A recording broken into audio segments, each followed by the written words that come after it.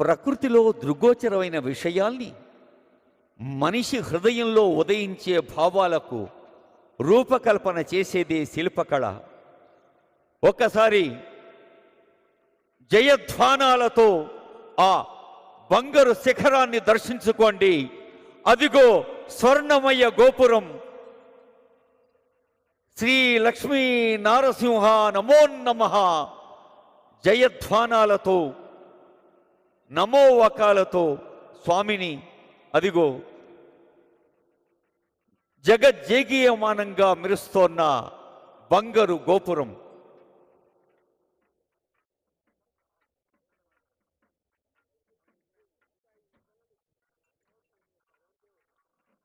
భక్తి హృదయాలు ఆవిష్కరించబడ్డాయి.